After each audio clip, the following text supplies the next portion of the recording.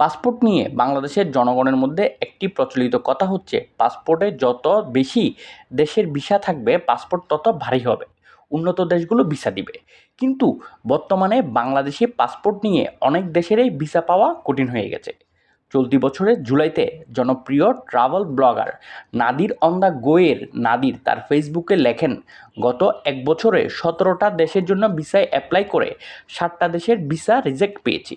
অতীতে ভিসা দিয়েছে এরকম 3টা দেশও এবার ভিসা রিজেক্ট করেছে। বাংলাদেশি পাসপোর্ট শেষ। ভিসা প্রত্যাখ্যানের হার বেড়েছে আগের তুলনায় অনেক বেশি। ভিসা পেলেও সময় লাগছে অনেক বেশি। পূর্ণ সুবিধা সীমিত করা হয়েছে। দীর্ঘ যাচাই বাছাই শেষে ভিসা পেলেও ইমিগ্রেশনে মুখোমুখি হতে হচ্ছে নানা প্রশ্নের। নেপাল, মালদ্বীপ, শ্রীলঙ্কার মতো ট্যুরিজম নির্ভর দেশগুলো থেকেও কিছু কিছু ক্ষেত্রে বাংলাদেশিদের ইমিগ্রেশন থেকে ফিরিয়ে দেওয়ার ঘটনা ঘটেছে। মালয়েশিয়াতেও কিছুদিন আগে একটা বড় সংখ্যক বাংলাদেশিকে ইমিগ্রেশন থেকেই ফেরত পাঠানো হয়েছে। অথচ নেপাল ও শ্রীলঙ্কাতে বাংলাদেশিদের জন্য অন অ্যারাইভাল ভিসা সুবিধা বিদ্যমান আছে। ভারতও বাংলাদেশি পাসপোর্টে ভিসা কার্যক্রম স্থগিত করেছে। তবে কিছুদিন ধরে ভারত মেডিকেল ভিসা দিলেও পূরণ করতে হচ্ছে নানা শর্ত। কাতার, বাহরাইন, দুবাই, আবুধাবি, মিশরের ভিসা পেতে সমস্যায় পড়ছেন বাংলাদেশিরা। ভিসা পেতে নানা শর্ত জুড়ে দিয়েছে Vietnam, Malaysia, Thailand, Philippines, Indonesia ও সিঙ্গাপুর। বাংলাদেশিদের নিয়ে কঠোর অবস্থানে আছে ইতালি।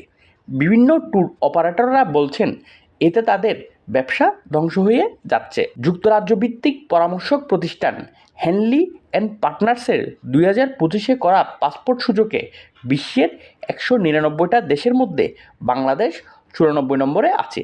বাংলাদেশের সাথে একই অবস্থানে আছে ফিলিস্তিন ও ইরিত্রিয়া।